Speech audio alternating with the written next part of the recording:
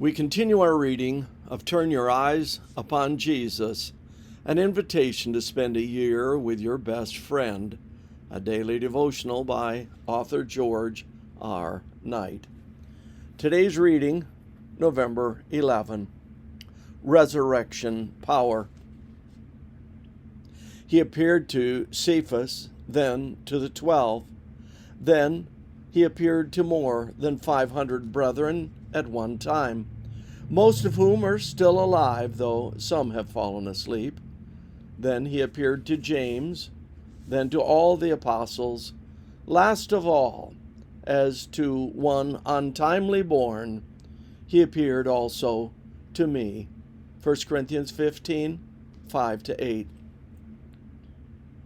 Paul has a burden on the topic of the resurrection, so much so that he devotes what is probably his most extensive discussion on any single topic to Christ's resurrection and its meaning for our lives.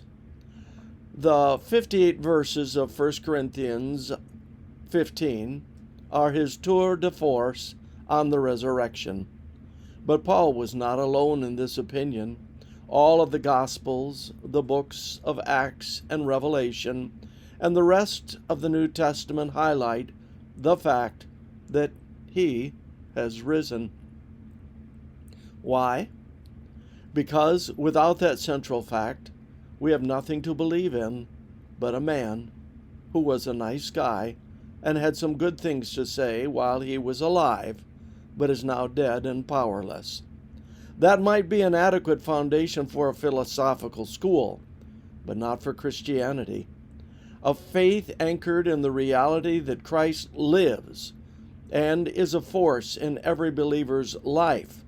Because he lives, we, as his followers, have hope in both the present and the future. But the Greek world in which Christianity was born doubted bodily resurrection and even the value of the body itself.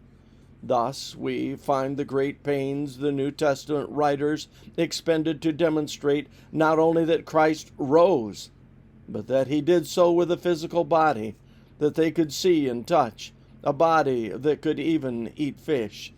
He was not a phantom or a ghost or a disembodied spirit, but the risen Lord Jesus, who appeared to hundreds of witnesses, some of them very skeptical. Paul himself had been one of those skeptics. To the pre-Christian Paul, the resurrection of Jesus had been merely one more superstition cooked up by the disciples. His response to the myth was to stomp it out in a wave of persecution, and he did so until he himself met the resurrected Christ on the road to Damascus. After that, the reality of the resurrection became the central point of his life. Paul surrendered his life to the direction and power of his resurrected Lord, and Jesus used him mightily. The same resurrected Lord wants to take each of our lives and fill them with hope and energy and purpose. The only question is whether we will let him. Lord, thank you for the possibility of resurrection power.